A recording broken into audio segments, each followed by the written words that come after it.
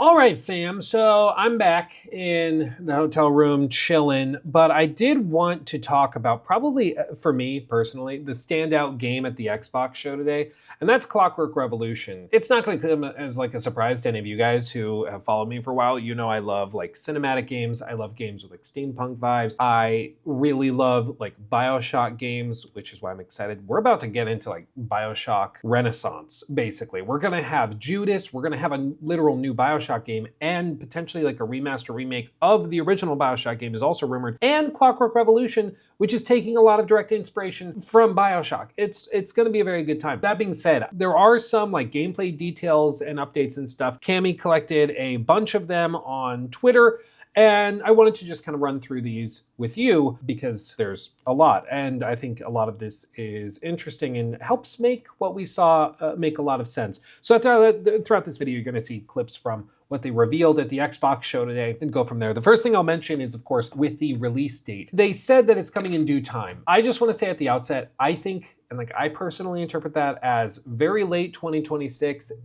but probably 2027.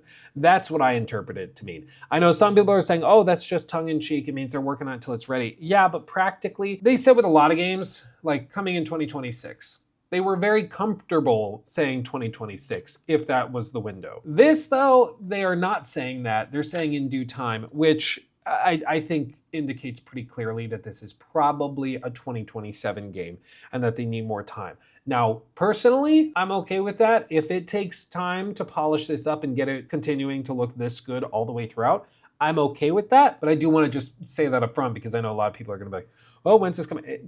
I'm guessing 2027. This very well could be one of those games that's like right on the cusp of the next generation of consoles, which sounds insane, but you got to remember, 2027 is like the 7th year of this generation. It's crazy to think about, but console generations are historically about 7 years. From 2013 to 2020 was 7 years.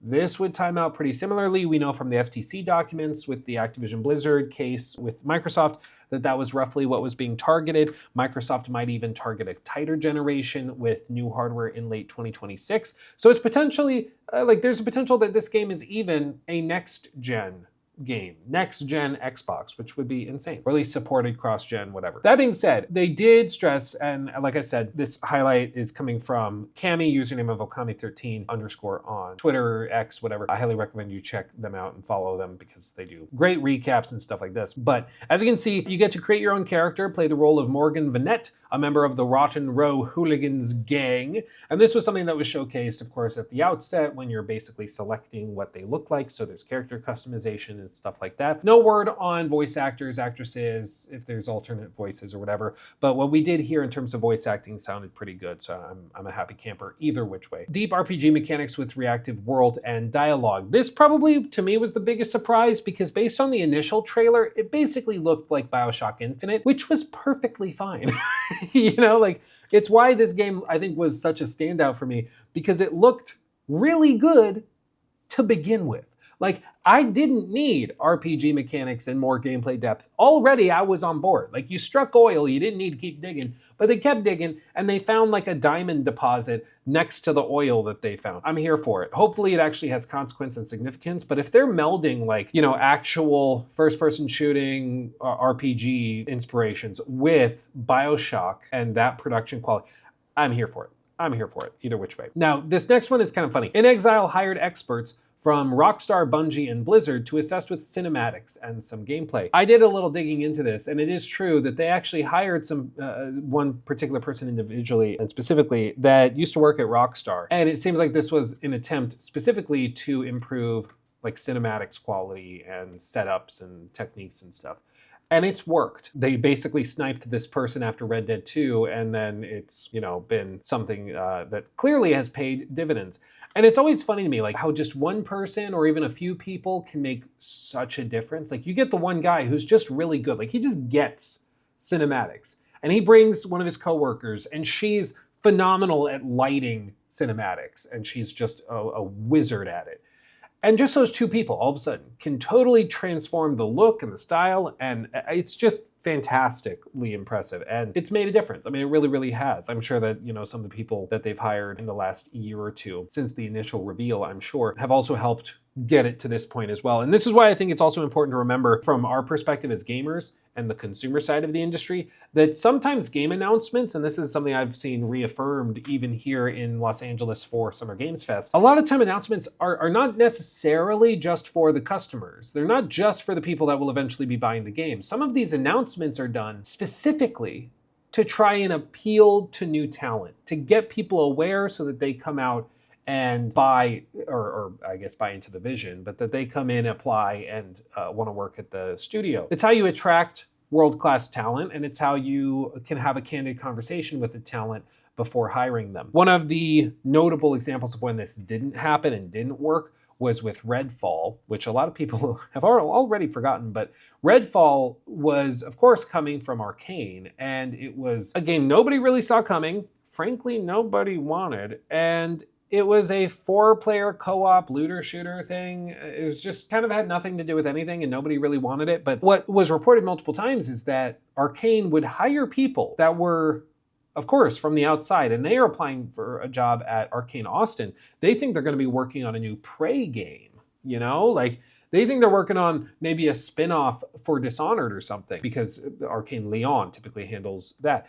They thought they were going to be working on one of their favorite franchises, right? And then they get hired, they sign the NDAs, they come into the office on the first day, and they find out they're making a looter shooter, like a multiplayer co-op looter shooter. It's like, what?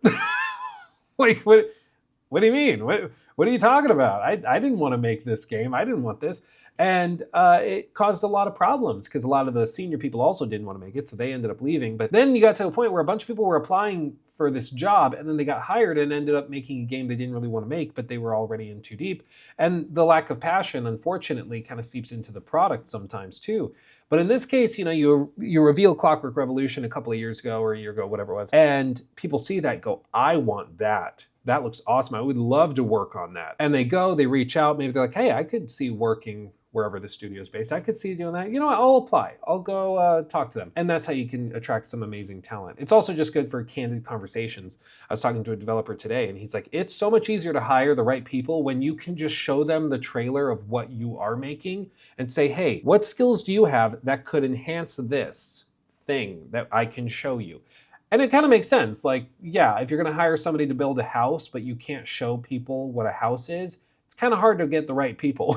So checks out. Beyond that, you can see that they continue on. Entire sections of the match will change depending on your choices. Go back to the past, change something, and then come back and see the results in small ways, big world, altering ways, and everything in between. It's got a grounded, gritty steampunk world, a genre where the internal combustion engine was never invented, so steam-powered technology runs the world, which is very, very cool, both aesthetically and mechanistically. As for time alteration and changing environments, this of course is very similar and reminiscent of BioShock Infinite, which wasn't technically time travel, but it was like rifts in alternative dimensions and stuff. But it seems like it'll work in a similar way here, where you're changing the past to create an alternative reality. So it's similar, but I can understand why this probably is a headache to develop, because you have to have like 3, 4, 5 different states of every environment, or at least all the big ones, if you're going to try to have like consequence. Hey, I changed this thing in the past. Now the city square changes and this person's outfit changes. Maybe the way they talk changes. All of these factions might have changes. It gets really, really tricky. There's a reason a lot of games don't mess with time travel stuff, because it gets confusing. They say the character creator is the single most expensive asset the studio has ever made. It's been a lot of work, and I think you can tell it looks good. And I mean, they're working their butts off on it. You can use time powers both in and out of combat, slow enemies down, reverse time, etc. Yeah, I mean, this is not really a surprise. It's going to be used in combat, and then it's also going to be used, I'm sure, for like platforming, for puzzle solving, for getting into, you know, specific areas for the story. It's like, oh, you got to be able to chain these 3 abilities together. It's, you know, standard video game stuff. There will also be gadgets like grenades and deployables. This is something they showcased a few times in the gameplay as well. Then this is the final point. The game's biggest selling point, according to NXile, is, quote, it's a game where your choices don't just change the dialogue options, they reshape the entire world. It's the sheer depth every system, from conversations to world state to combat, feeds into player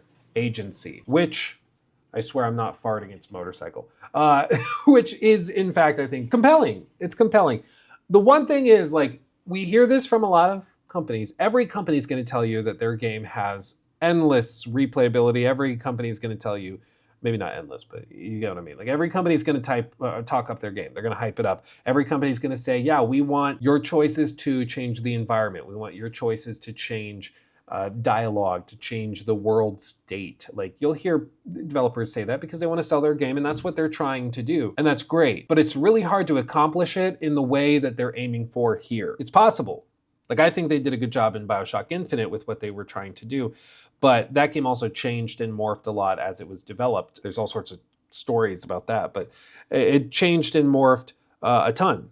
So I think what makes the most sense is that they are just working their butts off and they're going to try to keep the scope in check. I'm not expecting this to be like an 80-hour massive ARPG with a really in-depth narrative as well. Like I'm not personally expecting that. If it ends up having that, I'll be very, very happy. But, you know, at some point you have to maintain reasonable expectations. And my guess for this is that it's going to be a very like beautiful and well-crafted world. It's going to have some really high production value assets and cutscenes and stuff.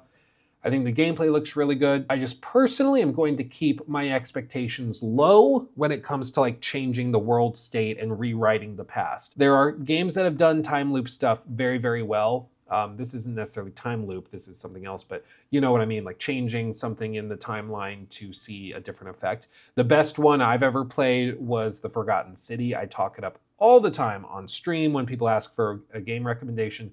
It's fantastic. Highly, highly recommend it. Not very long at all. And it's a tiny development studio, so you're helping out like a little team when you buy it and support them. It's like 3 people. A lot of the work was done by one dude. Like, go play that game, trust me. But in that game, you make one change to your decisions when you go through the time loop again, and everything shifts. Like one character may die, one character may live. Things might totally shift because you made one different choice because you brought this thing to this guy first instead of going and doing this other thing first. And it's really, really cool. But that game is really short because every time you make a change, and if it has actual consequence, it's not just one little line that changes, it's the entire tree. The whole branch basically changes, and that can spread to the entire tree if that decision is made really early or is really significant. So it's gonna be really, really tough, but I think that's why I'm excited and why so many people are intrigued by this, because it's a really cool idea that excites people, that's interesting, and we're all hoping that they pull it off and that it ends up being fantastic. It's just a matter of time. It's a matter of time. And in my personal opinion, I think it's still probably 1.5 to 2 years out. But if that's what it takes to get it across the finish line, I'm okay with that. Again, personally, I thought this game stole the show. I thought it was the best thing that they showed. High on Life 2 also looked really, really crazy. And Call of Duty looked great. No, I'm kidding. Like Call of Duty didn't look like Call of Duty.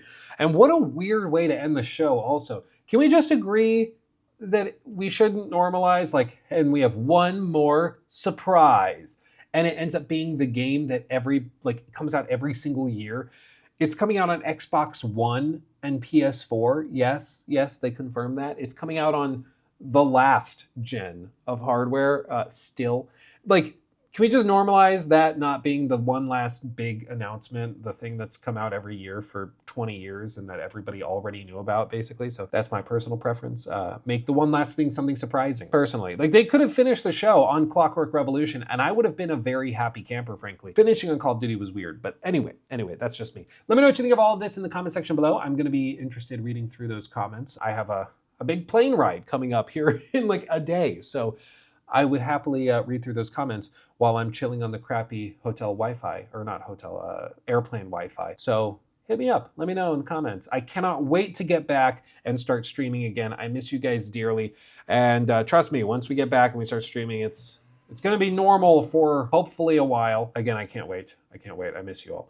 Until next time, my friends, much love, hugs and kisses. Bye-bye. He took my thing.